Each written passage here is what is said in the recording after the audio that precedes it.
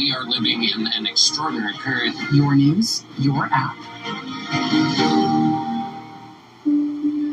Explore the world the Viking way. From the quiet comfort of elegant small ships with no children and no casinos. We actually have reinvented ocean voyages, designing all-inclusive experiences for the thinking person. Viking, voted world's best by both Travel and Leisure and Condé Nast Traveler. Learn more at Viking.com.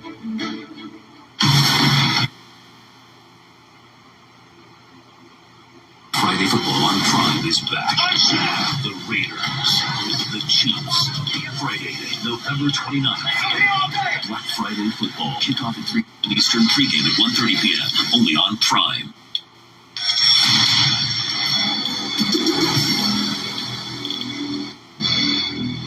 At the bottom of the hour, that would be 8:30 in the East, 5:30 here in Southern California.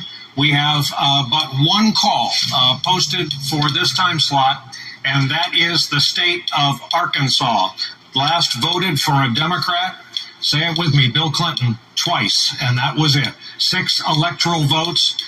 So much expected to go into the Trump column. I'm a bit surprised we don't have a polls close call.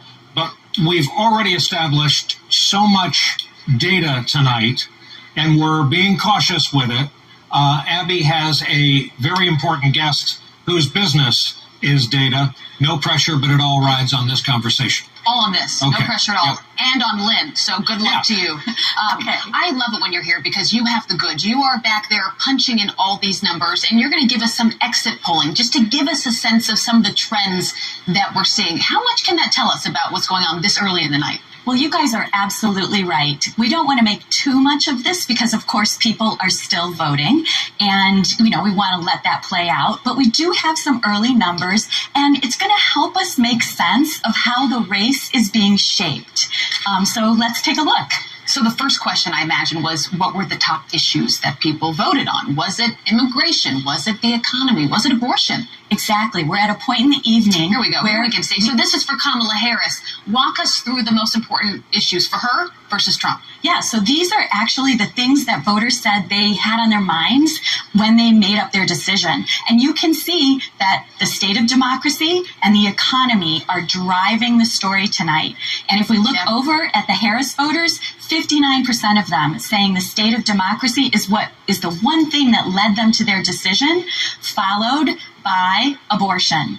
But then if we look at Trump voters, we see something different. 54% of them saying the economy. Look how different these numbers are, though. That's where we are, Abby. Wow. Okay.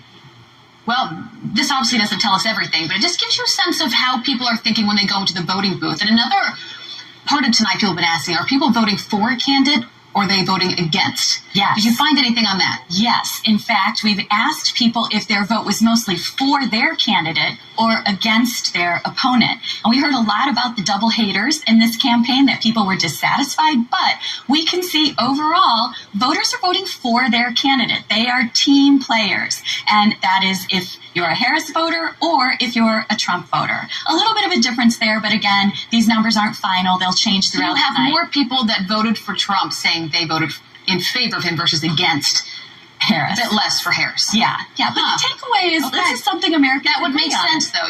Donald Trump has his MAGAs and his people. Yes. The other question that is on everyone's minds is, are America's best days ahead or are they behind us? And that's how we're thinking about both candidates are trying to convince people they're the person for the future. Exactly. Or that the past was better than the future. Right. And so what do people think of that? Among all voters, 64% of them said America's best days are ahead of us. But again, if we look at that broken out by Harris voters and Trump voters, we see some differences. Harris voters are overwhelmingly invested that America's best days are in the future. Trump voters aren't so sure. It's a mix, 50-50. Well, he was president before, so they want to give him probably a little credit for those 4 years that he was in office. Maybe that's what they're thinking. This is fascinating, Lynn. Keep punching those numbers. Give us anything that you hear. Absolutely. Please. All right, Brian, over to you. Thank you. We have just a few updates here that with our promise to report other reporting I wanted to pass along. Associated Press, Josh Stein will follow Cooper into the governor's mansion in North Carolina. That election's been called for Josh Stein. NBC reporting this Texas Senate race that is widely watched. Ted Cruz has what they're characterizing as a slight lead. And NBC has just called Delaware for Kamala Harris. Expected blue state.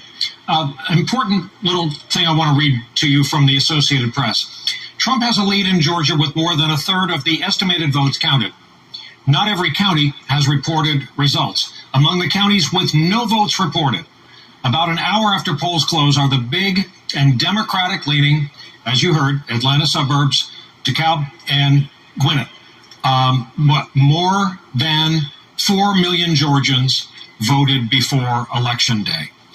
We're walking through all this. And Gwinnett will be interesting when it comes in. Jessica Yellen, I am looking at you to take us to the next chapter. Thanks, Brian. I'm back with our roundtable to discuss those exit polls, and I'm joined again by Congressman Tim Ryan, Candy Crowley, my former CNN colleague, Kristen Davison, and now we're back with Garrison Hayes, a content creator, filmmaker, and correspondent for Mother Jones. Garrison, you haven't had a chance to speak, so I thought I'd take it to you. We just heard these exit polls that I found somewhat surprising. It said that the top issues of concern to voters were first, the state of democracy, 37% of all voters, next economy at 33%, way down abortion, and then followed by immigration. Who does this benefit? It's a good question. I think that, the issue of abortion has been central to the Harris campaign. They've wanted to make this election about abortion in hopes that it would favor them. But in my reporting with Mother Jones, a lot of the people that I've spoken to have talked about the economy being a central issue for them. And I think we've seen both candidates talk about the economy. Economists have been pretty clear that Donald Trump's plan for the economy would be devastating for the country. But most people still believe that Donald Trump would be better for the economy. We, of course, saw Kamala Harris talk about her opportunity economy, targeting that specifically to younger Black male voters. And we'll see if that actually got through, which is, I think, the big issue here is whether or not that messaging has cut through. Kristen, one of the themes I hear when I talk to Democrats is that, well, Biden has done all this work to bring the economy to probably a soft landing. The economy as a whole is doing really well, and yet voters feel terrible about the state of the economy. How has former President Trump been able to capitalize on that? And is it really about prices? When we say the economy is the biggest issue, you kind of have to dig it a little bit deeper. Is it cost of living? Is it healthcare prices? Is it, taxes? The economy has 5, different layers of it. I think the major difference between the Biden-Harris administration and the Trump campaign is that very early on, back when Biden was at the top of the ticket, they spoke in charts. They would have charts saying the Bidenomics is working. Look at how great the economy is. Why are you saying it's bad? It's so great. And Trump, what he's always been good at is meeting people where they are and saying, I feel your pain. I'm here to help you. I know that gas is more expensive. I know that you're making hard decisions on whether or not to send your kid to soccer camp or pay for a babysitter. I know that the everyday struggle, he talked in terms of people, which historically Democrats have done better. But in this campaign, in this election cycle, the Biden-Harris administration failed miserably at the beginning. Now, Harris, I think, towards the end, started closing a little bit stronger with that message, but it might be too late as we see that, especially we call them, Peloton dads and Stanley Cup moms. These are people in the suburbs who, are swing voters. They might be financially sound, but they really don't like Trump, but they really, really don't like paying $8 a gallon for gas. Right. I say it in my comments on Instagram all the time. This is what eggs cost. Can you believe it? Candy, there's two other factors that are super interesting here. One is democracy was the top issue in that exit poll, not the economy. And then abortion didn't rate as a top issue. Which to you would you like to talk about? Your Candy Crowley, I'll let you decide. Well, I was going to say, as I said a little bit earlier, I think if I was going to the poll and they asked me, name, and they give you a list of which was your top issue here, I don't think I'd say abortion. Even if that's what drove me to the poll, I'd probably say democracy or something, because I think it's a single issue. abortion, and I think maybe it drove women to the poll, but maybe going in there, when you come out and do those exit polls, you say, yeah, democracy's at stake because freedom, remember, this is freedom to have control over your own body and that kind of thing. And so they sort of tried to translate it into democracy and freedom. So that doesn't surprise me as much. And I think the economy clearly is something that everybody votes on, as James will tell you time and again. And has been for years. Yes. And Congressman, democracy also could go either way. Depending who you're supporting, you see the other person as a threat to democracy these days, yes? Yeah. I mean, I think anybody having a political conversation, whether it's on social media or with your uncle who you disagree with, is that you say, well, he's a threat to democracy because of January 6th. And they would turn around and say, the Democrats are a threat to democracy because they're communist and they're trying to kill capitalism and kill, whatever. And so it just comes to that gridlock, which is why I think that could be deceiving if you think the pro-democracy position is solely the Democratic position, because I don't think that would be borne out in the numbers. And I do agree. I think the numbers on the economy, just sitting here looking, are worrisome because I'm from Eastern Ohio where I grew up. Like Pittsburgh is not far away. That Rust Belt kind of working class where the economy is so strong, having those kind of leading numbers with the economy for Trump, makes you worry a little bit about what's going to happen in Pennsylvania, probably less so in Michigan.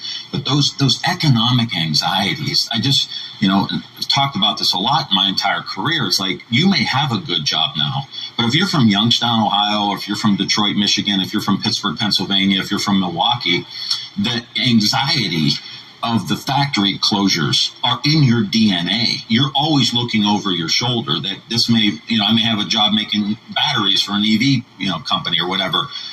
The rug may get pulled out. And so those economic anxieties are really there, which is why I think Trump focuses on them so much. Okay. Well, one thing we know about exit polls is we obsess over them and get too Okay. Brian? Illinois for Harris, according to the Associated Press. Of note to some of our viewers, Marjorie Taylor Greene has been reelected to her congressional seat in the state of Georgia. Lisa Blunt Rochester won the Senate seat in Delaware. First woman and African-American woman to represent Delaware in Congress. Delaware for Harris from NBC News. And we have a newsmaker joining us right after we check in with Aaron, you were just working on Georgia on the map, huh? I was. So I know you were talking to Jonathan Martin a little bit earlier about Georgia. I want to talk about the Atlanta area. That's what we've been talking about a lot tonight because the results are a little bit of a mixed bag. Democrats have been wanting to expand the blue blob, as your friend Steve Kornacki calls it. But Kiara, I want to start in Fayette County, a little bit south of the Atlanta metro region. Right now, Kamala Harris doing a little bit better. I'm going to go back to 2020, doing a little bit better than Joe Biden. But if we go to the north part of the Atlanta metro region, Donald Trump doing a little bit better. Forsyth County is where he had a town hall with Harris Faulkner on Fox News. It was a women-focused town hall. Right now, 67.8. It was 65.8 in 2020. Then Cherokee County. This is a county that the Trump campaign has been pretty excited about. Basically holding, but he's doing a little bit better right now. We don't have much of anything in DeKalb County right now. I think that is an important point for us to make. That is going to be a big one tonight. In Fulton County, we've got 71.7% in. Kamala Harris over 70%, but of course, she's a little bit behind Joe Biden right now, but we still have a ways to go in some of those really populous counties in the middle of Metro Atlanta, Brian. All right. We're watching it. Steve Kornacki at the board over on MSNBC Live just made a point about the collar counties in Philadelphia, in the Philadelphia region, and Lackawanna County, Pennsylvania. We've got 27% of the vote in, done and dusted. Harris is leading that chunk of 27, 66.7%. Again, we're looking at all the tea leaves before we have hard numbers. We have a guest standing by for us that I'm excited to talk to, and that would be former Democratic Senator from the great state of Minnesota, Al Franken. Senator, it's good to see you. How are you? I'm wondering your level of worry, your level of optimism. They're more worry. Not that I'm not optimistic, but I don't know. And I'm hearing the numbers that you guys are analyzing, and it seems like everything's a little too early, doesn't it? Yeah, it does. I mean, you can't, just as I always say to people, if you heard anyone predict this election, don't believe it. We're all blind. We're all in the dark. This is 106 days after the man at the top of the ticket chose to hand off the baton. What happened next, I think, stunned a ton of people. People who maybe foresaw regional primaries, people who foresaw a process. But before our very eyes, Kamala Harris emerged as the nominee of this party. A hugely celebratory convention in New York followed. Had you been king of the world, had you been chairman of the party, had you been the puller of levers, how, if anything, would you have done differently? I don't think I would have done anything different. I think it was too late to start a process like that, and it would have been too chaotic, and I think this is the way it had to go down. As, you know, if Biden had gotten out a little sooner, maybe the process could have, they could have gone through a process like that. But the timing of it wasn't, it just wasn't possible. I know you have a lot of friends in the upper chamber in the U.S. Senate. What races are you watching tonight? Well, there's a lot of races that are, you know, I'm really looking at Montana. I think Tester has a shot at it. He always seems to bring it. He always seems to just make it through. And I know he's been counted down here, but I think I think he might make it. Sherrod Brown in Ohio, I think, is in a very tight race. Casey, it's in a tight race in Pennsylvania. There's I guess Michigan could be kind of close, but I really am. And of course, Texas. You know, I've said that I probably like Ted Cruz more than most of my colleagues liked Ted Cruz, and I hate Ted Cruz. So, I'm afraid to even give my hopes on that one. Well, yeah, Colin Allred has made better inroads than Mr. O'Rourke. A lot of Democrats have sent good money after bad there. You're right, Sherrod Brown has a tough path. You're right, some other Dems, like in Pennsylvania, have a tough path. Do you think Texas will be blue or purple in your lifetime? Well, they keep threatening to be blue or purple, but they haven't been. But so I'll say Pepsi. I'll say purple. The Brown race I want to talk about, and I know you know him, and we've got Tim Ryan here, who knows a thing or two about state and federal politics where Ohio is concerned. This has been back and forth. The last decent polling I saw, I think they had him at 0.03 up, which is, of course, the definition of within the margin of error. Yeah, I mean, that's meaningless in a sense. I mean, that is not meaningless. It says no margin of error there. So that one's going to, I'm sure, you know, I won my first race by 312 votes. And I was down by a little over 700 the morning, you know, after the election. And these things can get really close. Give a reality check to the folks watching. We've been trying to telegraph this is going to be a long night, but for all we know, it could be a long week. It could be a long November. When do you think, ballpark, when do you think we'll call the presidential race as a country? Oh, I think it'll be by Thursday. No, I have no clue. God, I almost went for that. Known you a long time. Yeah. I know. Yeah. Your delivery still snappy. Okay. Yeah. Al Franken, thank you very much. It is great to see you, as it always is. Great to see you.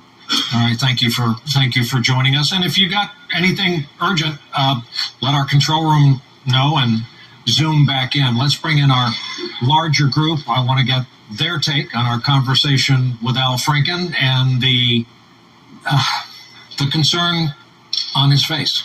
Concern, and you mentioned President Joe Biden. We haven't talked about him really at all tonight. And no. I couldn't help but think, one, where he's sitting watching this, two, how he's feeling, the pressure that he must have tonight. This was supposed to be his night. This was supposed to be his big moment. And Doug, the pressure he's thinking about, he has served this country his entire life. And he knows that if Kamala Harris can't take this, we point fingers. There's going to be the blame game. What does history say? Well, I think, it's a rare occasion when a president abdicates re-election when he had the nominee. It was, people couldn't believe it, but the debate performance by Biden was that lame, and there became a division in the Democratic Party. Do you stick with Biden or do you turn to Harris? And I think, considering the time frame that Harris was given, she did a remarkable job. They did the handoff well. Biden to Harris in the Democratic Convention in Chicago was great, and Harris knocked Trump down in the debate. But something around the VP debate when What are you talking about, David? What are you talking about? Not seemed to be in control of the night. In control of the night, and then it started to become Harris has lost a little of the glitter at that point, and they've had to just dog it out, the Harris campaign. Biden will, if Harris wins, Biden will be the great person who was a transition president between Obama and Harris, and may put the first woman in the White House. And if Trump wins, it'll be kind of a destruction of Biden's legacy, because Trumpism is alive and well, and it'll mean we live in the age of Trump. He's not like a one-term asterisk president. James, I know you want to jump in. I know you have something to say here. I just want to clear up. My Loudoun County, I was told that the early vote was not included in that total, so I think viewers are entitled to know that. And some of the preliminary stuff I'm seeing in Pennsylvania in terms of turnout in the city of Philadelphia, early vote in Lackawanna, which is Scranton, and Bucks, which is all important. It's preliminary. There's not a lot reporting, but it looks better.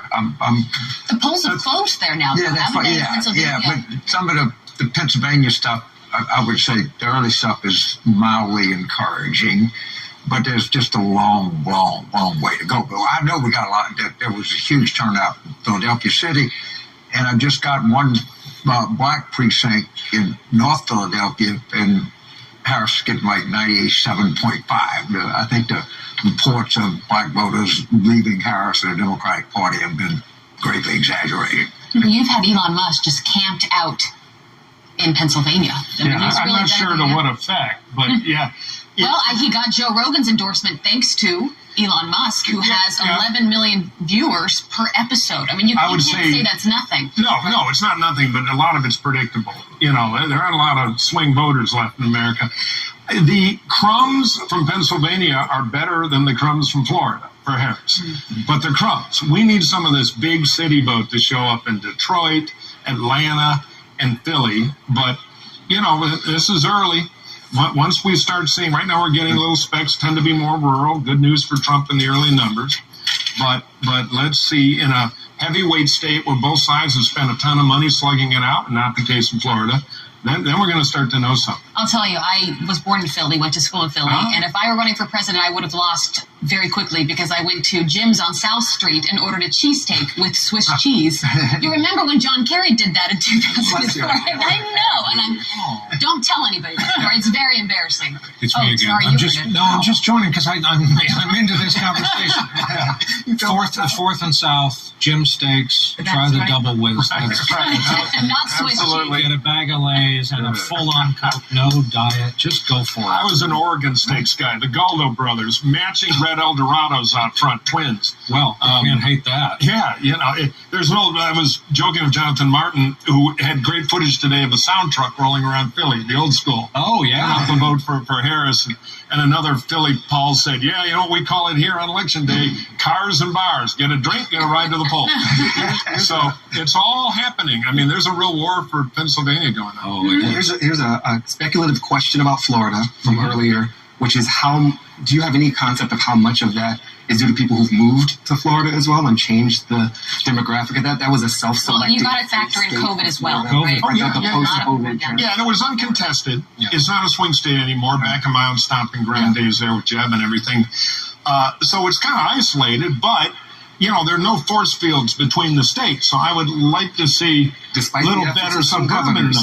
Yeah. Well, again, Orange County, Orlando, huge Puerto Rican vote there. Where's the outrage? Is Bob Dole? Yeah, when you think about PA, though, just how small this margin could be, right? Yeah. Trump only won that by 40,000 votes. Biden won it by 80,000 votes. We could be looking at a football stadium full of people that impact this election. Oh, a double-A baseball state. I mean, it could be really Yeah, I mean, we were talking about Biden's legacy a little bit before and what that's going to look like. And 9 o'clock on the East Coast is coming up, and that means that New York is about to close. That is a state that is going to be majority makers in the House, and now you're seeing these Senate seats starts to flip. They have a very short runway here for Biden to try and solidify what he can of his legacy. And if he takes executive action right now to do anything, if Republicans hold the House and flip the Senate, which they are well on their way to do right now, the ability to overturn that legacy becomes stronger because there's a 90-day Congressional Review Act period where you can take that legislation and overturn it in Congress.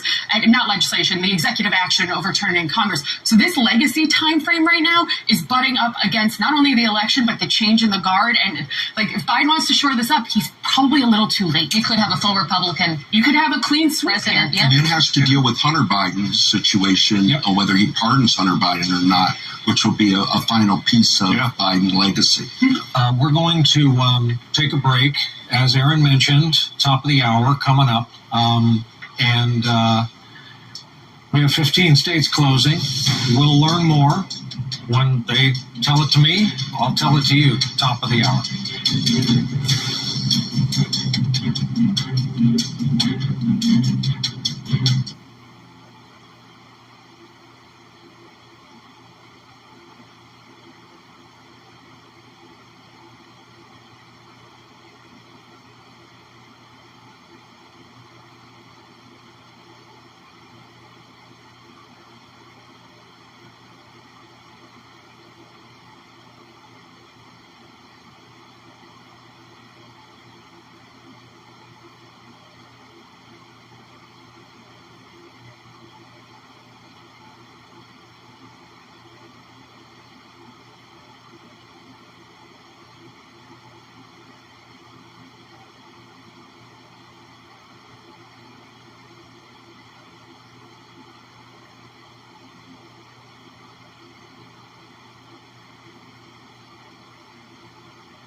Don't be calling that number now.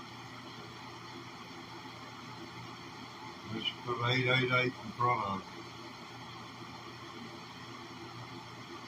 I don't want to get sued.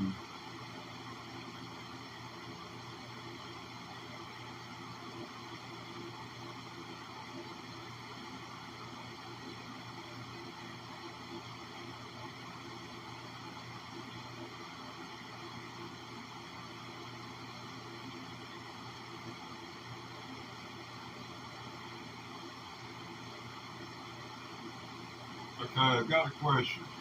It's more or less a riddle. How smart are you? I have 2 coins in my hand, total 55 cents. What are the 2 coins? And we'll not jump the gun here. We have, 15 seconds, 10 seconds? We have 15 states closing. We will have some calls.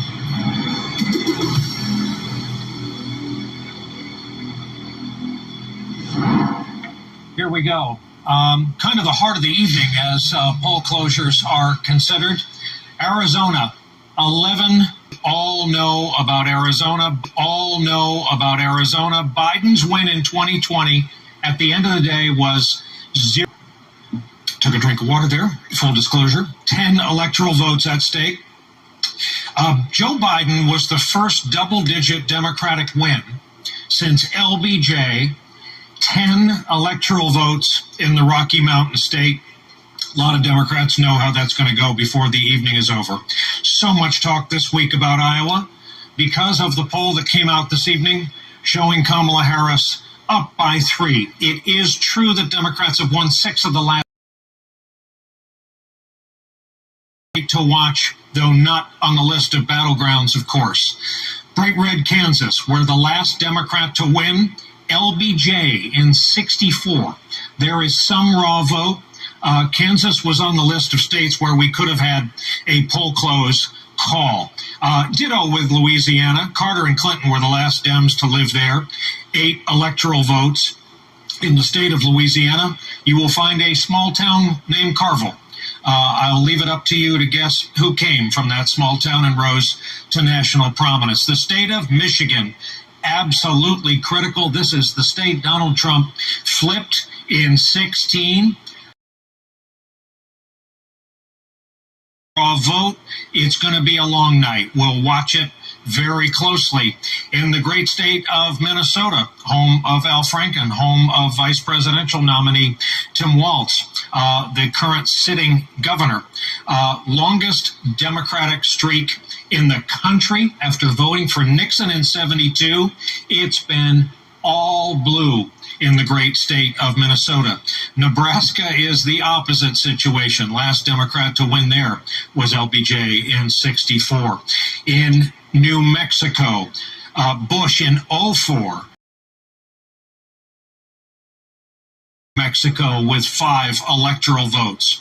New York, certainly a big enchilada out east in terms of its electoral votes, 28 of them.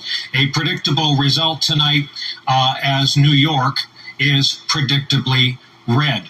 In the state of North Dakota, we have a call, red check mark, Donald Trump. No surprise, last Democrat to win there, LBJ. Same situation to the south. This is why George McGovern couldn't carry his own state. Last Democrat to win South Dakota was LBJ and its 3 electoral votes. We've been talking about Texas tonight. 30 million people, 40 electoral votes. The last Democrat to win the state was Jimmy Carter. This is a poll close call for Donald Trump. It is, prime on the list of Democratic fever dreams.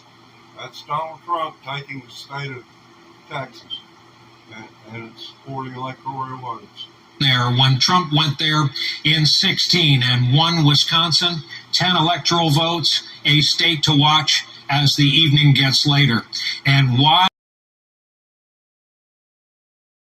Formula that won the last time, LBJ 64. 3 Georgia again. There it is. Brian, Georgia again. So we want to say where we are right now in Georgia. We are starting with 2/3 of the vote in, 66.4% of votes counted. Right now, Donald Trump just under 53%, Kamala Harris under 47%. Just in case you aren't acquainted with this, there are not but 4 ways to get there. And if Harris takes this state, she may be able to do something. If Trump takes this state and takes the state of North Carolina, then it's his night. So just stay tuned here for the next, I'm estimating we'll know something before 11 o'clock. Trump is over 80% of the vote here, but what Democrats are saying is that Kamala Harris got 18% of the early vote, and as they're starting to count election day vote, she's getting 22% of the vote. It is a tiny, tiny county, but if she's doing a little bit better among election day voters, they take that as a good sign. Then let's look at a couple of these Atlanta counties in the blue blob. You're going to hear us talk about more about these counties in the next couple of hours. 63.8% of the vote in. Kamala Harris is 82.6. She's a little bit behind Joe Biden at the moment. Then Cobb. Cobb is an important county because Donald Trump is trying to cut her margins in this county. He visited Cobb County twice in October. Right now, Harris at 57.6%, a little over 75% of the vote in. She is running ahead of Joe Biden there. So, Democrats seeing some good signs in Georgia, but as you can tell, let me go back for a second. Right now, we've gone up just a little bit here. Trump at 53% in Georgia, Brian. All right, stay on it. Some notes coming in on my phone from our producer, Katie Remshin, Lehigh County, Pennsylvania, extending their voting hours to accommodate for the long lines. That comes to us courtesy CBS News. Ballot measure in Florida to legalize marijuana did not pass. According to NBC, MSNBC rather, the Florida abortion update, the amendment that would codify abortion rights, it has to pass by 60. It's sitting at 57 yes to 43 no. For a good time to bring in our next guest from the battleground state of Pennsylvania, from a critical congressional district in Pennsylvania. Congresswoman Madeleine Dean is with us from Montgomery County. Congresswoman, thank you for joining us. It's good to see you again. First of all, let's start local and go wider. Tell us about your district, what you know about turnout and returns. Well, if you don't mind, I'm going to start by saying thank you for inviting me tonight. I have been an admirer of you and your work for a very long time. But I have to make one correction. Oh, no. I know I called New York reliably blue. It was a brain you-know-what. I apologize. Go ahead. No. Cheesesteaks. D'Alessandro's. No, it's Jim's at 4th and South Street. I'm sorry. Shapiro. Or don't forget, in my district, Rockies in Glenside. So, to my district, it was very fun today to drive around, as we always do, to 20-plus polling places, 275 or more miles, and my team, who is so tired of being around me. But what was really different today, Brian, was the long lines, the calmness of it, the certainty of it, that people really, of course, it was a gorgeous day, but they wanted to be out on this gorgeous day, actively participating in this historic election. And so Congressional District of Pennsylvania, we say Montgomery County is the key to the keystone. You know that historic reference here. And I really believe the high turnout here, especially among women of all ages, especially among young people on college campuses through my district and beyond. Do you know that at Lehigh University, lines were getting to the point of 7 hours long, but people were staying as the community and the election board was bringing in more machines and trying to deal with it. So we see extraordinarily high turnout in my district, and I've also been in touch with folks in Philadelphia County. Are you confident that oh, hang on. We have a call. Congresswoman, stay with me. The state of Delaware has been awarded to Kamala Harris. Delaware for Harris. Predictably blue. Obviously, Delaware is Joe Biden territory. Harris gets the blue check. Congresswoman, forgive me. Let's sharpen the point on this and tell me where the firewalls are in your state for Kamala Harris. Well, I think you're taking a look at it right here in southeastern Pennsylvania. The enthusiasm and the turnout is extraordinary. The last polling place I went to was in Abington Township, a precinct in Ward 11. And there was still an hour's left to go. And I said, what's your turnout percentage? 95.48% turnout with an hour to go. They could actually identify 22 people who had not yet voted. So I'm hoping those 22 got in that last hour. And you know what also is record-shattering? And so we're seeing that 80%, 90% throughout Montgomery County, and high 70s as well. It'll blend out. But it's going to be extraordinarily high turnout. But the other thing that I have found so interesting is what people tell me and have told people in Philadelphia. Why are you here? Why are you bothering to wait at Temple University for 2 hours? It's not just to get water from a famous actor or actress.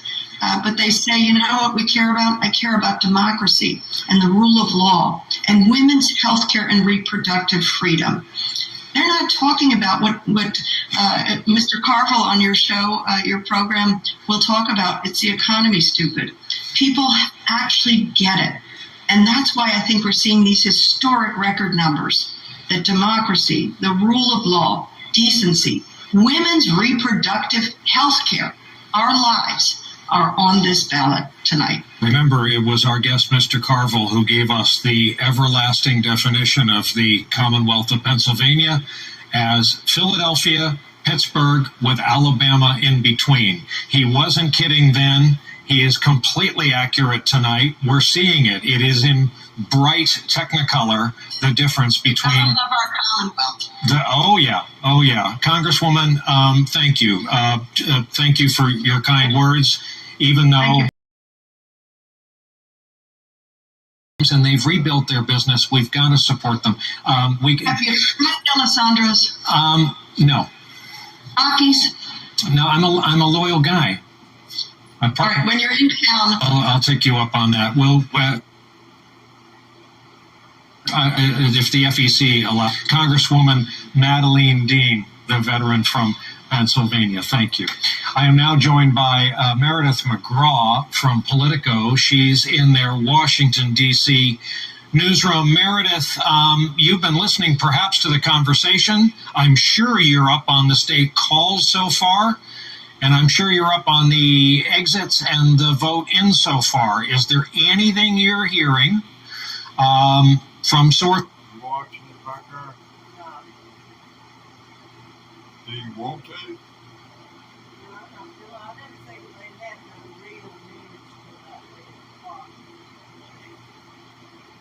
Help our coverage along. Yeah, she's hanging out back and back. Trying to be helpful. She's not as literate on stuff about computers and TVs as some people in the house are. So you're always extending kindness to others around you. Try to help out if you can. Why think about that? I'm sure there's someone applicable in your world. Should do something. Came in with good, cautiously optimistic seems like it's the key word for the night for both the Harris and the Trump exit polls that they've seen. They've pointed to some of the gains that Donald Trump has made with Latino voters, in particular Latino men and black men, and they were already liking some of the numbers that they saw come in around rural voters from some of the early voting data that we saw roll in before the election, but they have been looking to see how they perform with blacks, Latinos, and in particular these low propensity voters that they've been targeting throughout the campaign. And of course, the question of the night will become padding, firewalls. Is it enough? Is it enough to make up for early? Is it enough to make up for the surge in the favorite demographic category this cycle? Is women 65, 70 plus, women who, in other words, were young when abortion rights, or so they thought, were enshrined by Justice Blackmun in his Roe versus Wade opinion. Well, that's one of the big questions, I think, of the night. The Trump campaign throughout the 2024 election has really put so much of their focus on young male voters. And one of the things I'm going to be watching for is if they're actually able to drive these voters out to the polls. That we're seeing and the gains that the Harris campaign has made with women voters in particular, like you said, who have been drawn out to the polls. And in response to abortion. Did you find poll close call for Trump in Florida notable, especially given, Democrats are going to hold out hope that they're going to get that state someday? that they're going to get that state someday. I think there are a lot of targets on the map. I'm also looking at Texas here tonight, which is another state where, we're closely watching the Senate race in that state as well, to see what happens there too. Meredith McGraw, thank you for your time. We know you have a day job and a night job on a night like me. I'm just looking for updates as they come into me. MSNBC reporting Trump is doing better with same-day voters than early voters in North Carolina. Dan Osborne leading the contentious Nebraska Senate race with a third of the vote in. He's up at 59.1%. Again, the latest Florida abortion measure update, 57% yes. The threshold is 60. Harris, this is according to MSNBC, Harris trailing Biden, many rural counties with a high population of black voters. We have discussed this. Seems to be a trend that leads them to think Trump might be getting over-indexing in the black male vote. Harris still winning the counties as of now, but her numbers don't match up to Joe Biden. Tara Palmieri rejoins me here. Yeah. You've got a lot of notes, and I was watching you on your phone. Please share. Yeah, I've been in contact with sources within the Trump campaign just to see how they're feeling, and a lot of what you were reporting on is what they're also hearing as well. There's glimmers of hope when it comes to seeing these really sagging numbers with African-American men.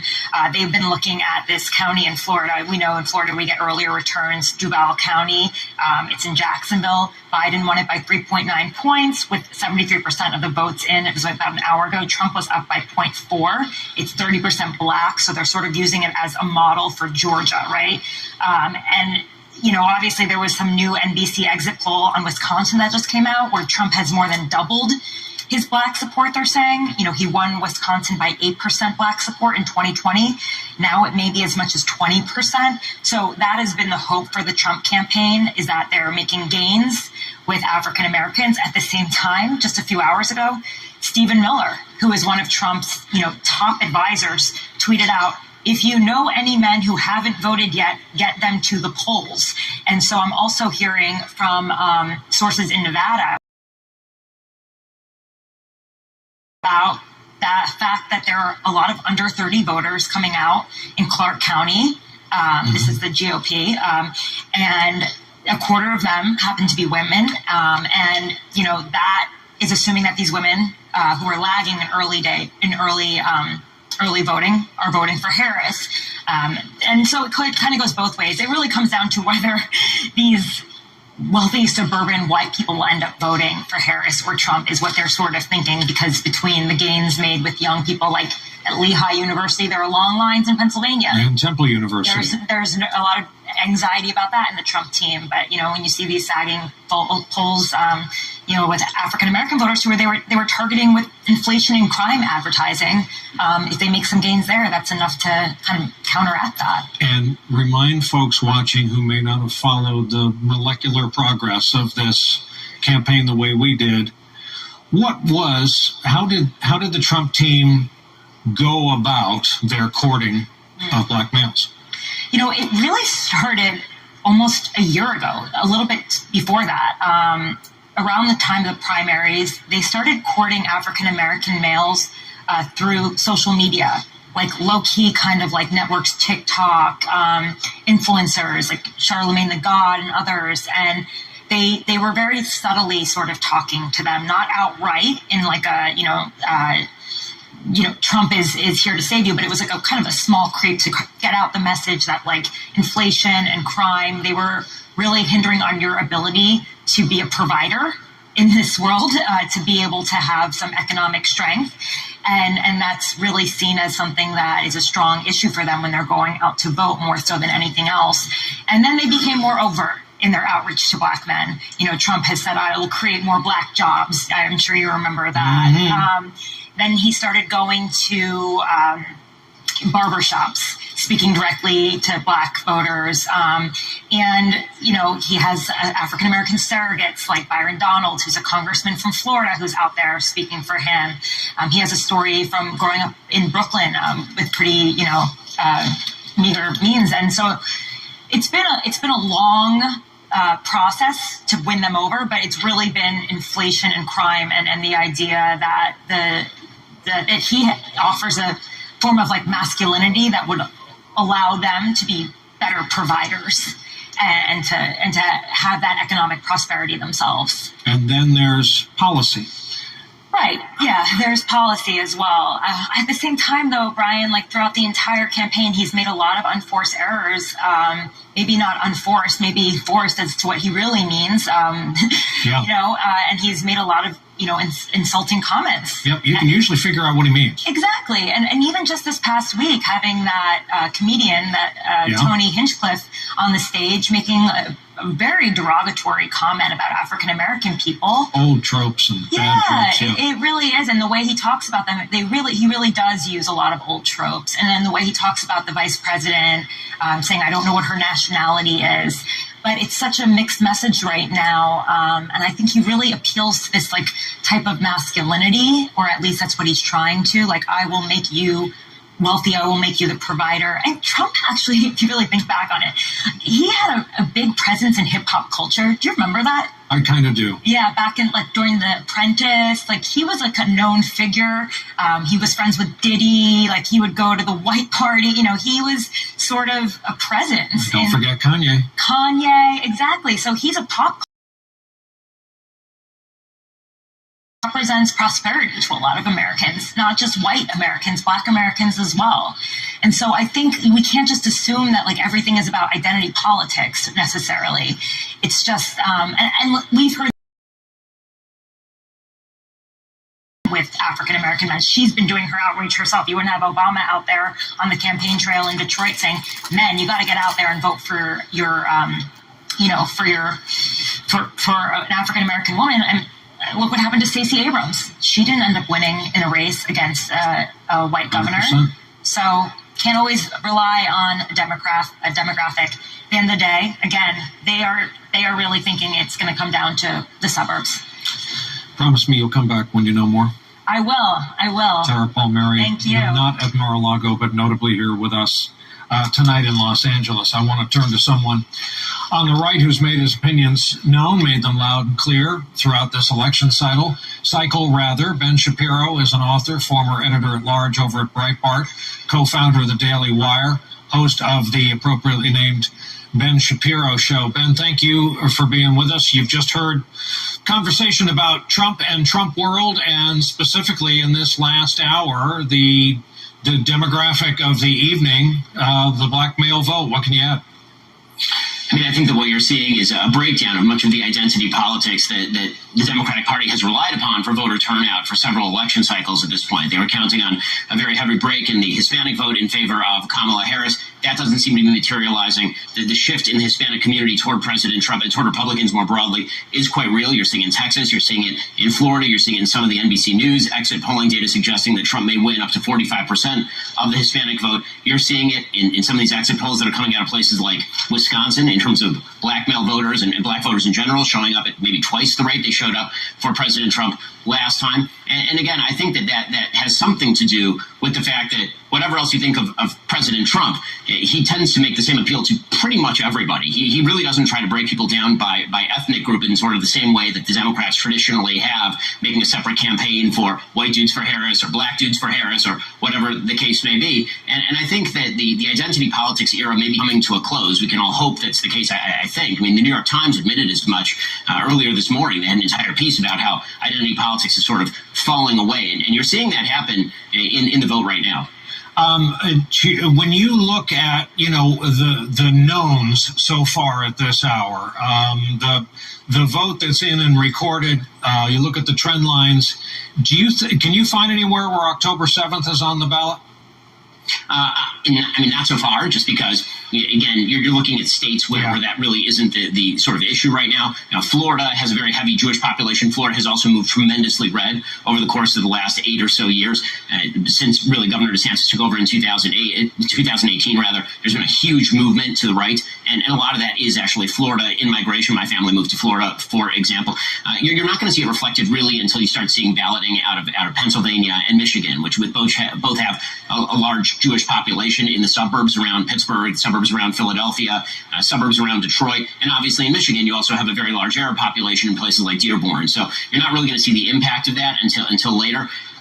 The youth vote numbers, I think it's a little bit hard to break down at this hour just because it's too early, whether the youth vote didn't show up for Kamala Harris because of Gaza or something. I was always a little bit doubtful that would be the case. The youth vote tends to show up exactly when the youth vote wants to show up, whether it's low or high.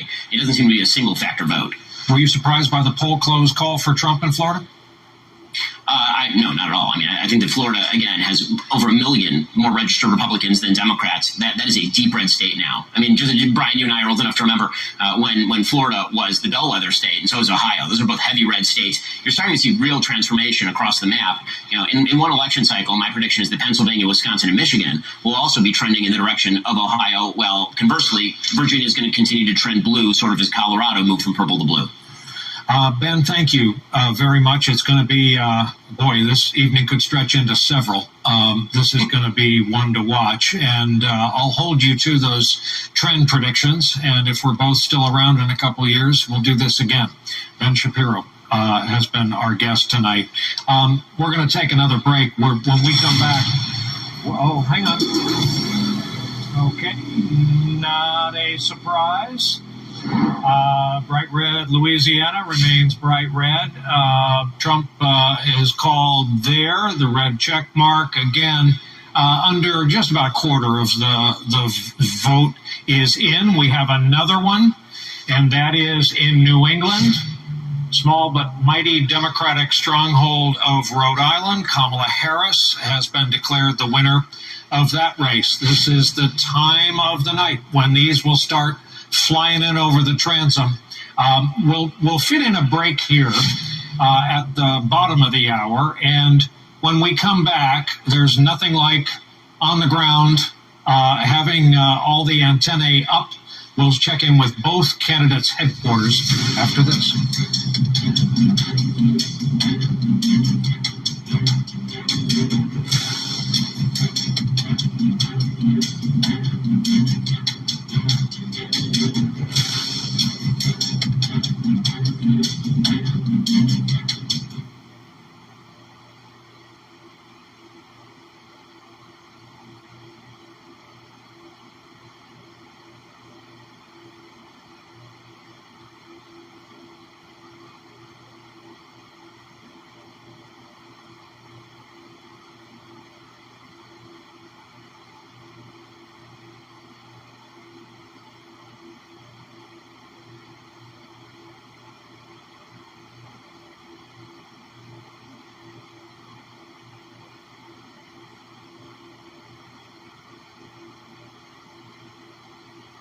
Sure, it looks safe, but like nearly half of all used cars, it's been in an accident. With Carfax.com, you see how accidents impact price, so you don't have to overpay. Unpause.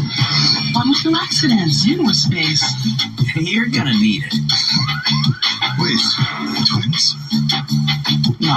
Oh, that was too long of a pause. Shop with the facts at the all-new Carfax.com. When you really philosophize about it, there's one thing you don't have enough of, and that's time.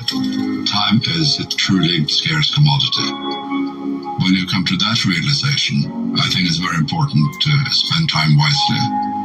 And what better way of spending time than traveling, continuing to educate ourselves and broaden our minds. Viking, exploring the world in comfort.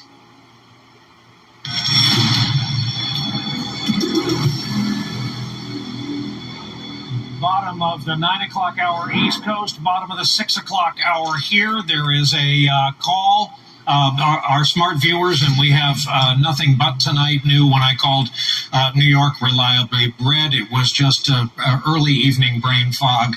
That's how reliably blue New York is. 28 electoral votes, kind of the kingpin of the blue wall. Yeah, Trump. Harris, what? Trump has 951,000, and she had 1.7 million. And the state Senate, Democrat, so that's Democratic stronghold. headquarters. Shep Smith is at Howard University in Washington, as has been mentioned, the alma mater of the vice president. And Shep, tell us how things have changed since we last checked in and what you're hearing. Well, how things have changed, this has become a club, one which would require hundreds of dollars on my part to be able to enter. The music is 10 out of 10, as a good friend would say, and you can see back here over my shoulder thousands or hundreds, many hundreds, maybe 1,000 supporters have been brought in back there. And as far as the campaign itself, and they're holding it really pretty close. I mean, they're not getting ahead of their skis. I think they have some mixed signals out of North Carolina, as you guys have been discussing. Anson County down on the border with Georgia is kind of iffy for them. The big cities, the counties around the big cities, they're feeling pretty good about. North Carolina, they don't know yet. As for Pennsylvania, they've concentrated everything of their last days on Pennsylvania. And, I think this turnout in Philadelphia, it seems to be something that's giving them life. Because all their roads lead through Pennsylvania. You get Pennsylvania, you got a shot. It's too early for anyone here to be saying, we feel like we're on the way, or we feel like we're dead. We're in that period where they're just sort of watching the data, and as it comes in, it's not giving very clear signs in either of those very important states. Lydia, before I come to you at the convention center in Florida, a couple notes here. Again, passing along coverage to our audience from other organizations. AP, early Wisconsin Senate, Hovde, the Republican, leading that race. Texas Senate, Associated Press. Ted Cruz is running at 51.7 of the vote, with 57% of the vote reporting. So slightly over half, with slightly over half of the returns in. Going to be a long night. NBC News reporting Harris overperforming in the blue counties of Ohio, but Fox just called Ohio for Trump with 54% of the vote in. John King is reporting on CNN, Allegheny County in Pennsylvania, with just under half the vote, 47% reporting. Harris is running at 67.9%. But remember, Allegheny, one of those hoped-for Democratic cleanup counties. Okay, Lydia, thank you for your patience. Tell us what you're picking up at your election night gathering. Yeah, the convention center is really feeling up. A lot of MAGA hats. People are feeling very optimistic at this point. It does feel a bit like a party, toggling between Fox and CNN. And there's been a lot of cheers anytime a state is projected or called for Donald Trump. And a lot of cheers, obviously, when he won Florida. Now, that is no surprise. But what is surprising to some of the strategists and the GOP insiders I'm speaking with, they're saying he won by a much heftier margin than they expected him to. They were expecting about 8 points. He won by 12 points. These folks are also pointing to Virginia, where it's tight. They do not expect to win that state, even though Trump did visit and rally there last week. But they note that the fact it's much tighter there is a really good sign.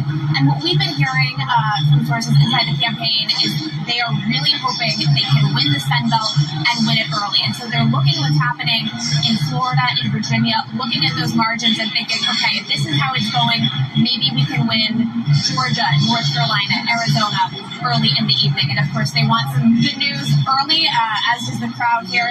One other thing that Republicans are feeling optimistic about is the fact that Latino voters, men specifically, are turning out overwhelmingly for Donald Trump. Of course, there was a lot of anxiety, nerves, particularly about that Puerto Rico comment in Madison Square Garden, and the fact that they're seeing Latino men turn out about 10 points more for Trump than Kamala. And of course, in 2020, Biden won Latino men by about 23 points. So the fact that they're seeing Latino men is something that they keep pointing to, and they say is a very good sign for the team. Thank you, Lydia. Shep, last word from Howard? The last word is probably tomorrow or the next day or the day after that. Good point. I think there's still optimism. I think there are things that they're seeing, some of which Lydia was just mentioning, that gives them some degree of concern. And I think items like that Philadelphia turnout and some things they're seeing in North Carolina around the university towns and the big cities give them hope. Who knows? All right. Thank you, gang. We'll come to you regularly. And Shep, I tend to agree with you. I think last word is a long way from now. Congressman Jim Clyburn, by the way, the man, if any one individual is responsible for Joe Biden being president of the United States, it is Congressman Jim Clyburn of South Carolina. It's hard not to like a guy who met his wife in jail after a protest, and it's hard not to like a guy who may have the best fish fry in all of South Carolina, which is saying something. So Jim Clyburn's going back for another term in the House. Now, all eyes, as they always are on Erin McPike as she tries to figure out what she's seeing. I see the state of Pennsylvania. You sure do. And we're going to tell you where we are right now, but there are a couple of things going on in Pennsylvania that we will keep an eye on. First, let's say where we are. We have 27.8% of the vote in. Kamala Harris now leading with 54.1%. However, big caveat. We have been telling you that there was going to be a, quote, blue mirage because of the early vote coming in, and Democrats outpaced Republicans in putting in their early votes 2-1. So we knew she was going to get out to a big early lead. You see a lot of blue here. Some of these counties very likely won't end up blue later tonight. Right up here, this one will not. Here, this will not. We've got a couple down. Lancaster and York will not be blue later tonight. But we do have some good signs for Harris here on this map tonight. Allegheny County, right now, almost half the vote in. She's at 65.6%. Look at that, Biden under 60.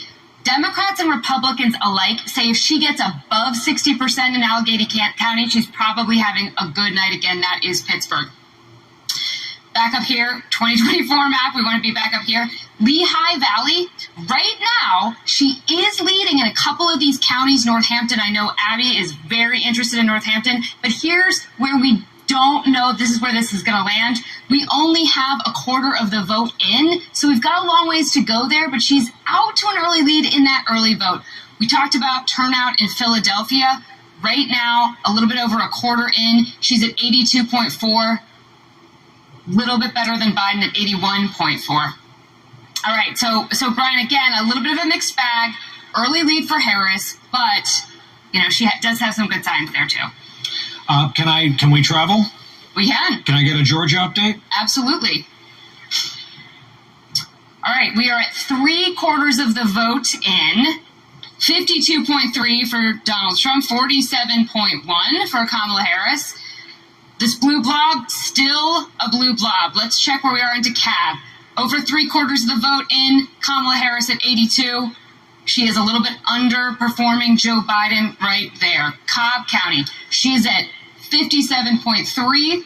Joe Biden, 56.3. So she's just overperforming Joe Biden right now. 81% of the vote in. Let's look at Fulton really quickly. That is downtown Atlanta. We are at 72.6 for Kamala Harris, 72.6 for Joe Biden. So tracking, but when we look at Georgia right now, she is still a little bit behind. All right, to the control room, if you can get me, during the course of our conversation here, updates on Michigan Senate. Oh, hang on, this might be... Okay.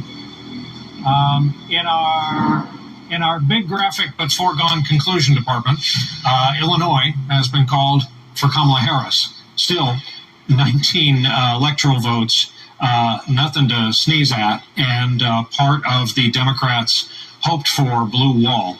As I was saying, if I can get updates on Arizona Senate, Michigan Senate, Wisconsin Senate, whole lot of Senate races we're following tonight, mostly because of text traffic I have been receiving from folks.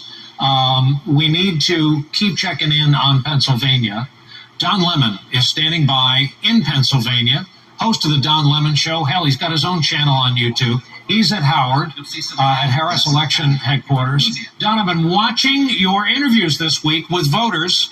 My favorite was the guy who talked about propaganda and you took out a piece of sandpaper and physically sanded down his rough edges live on camera. So tell me, you've been spending a lot of time down there talking to voters. Tell me the takeaway lesson you've learned, and what, if anything, you're learning at that gathering early on here tonight.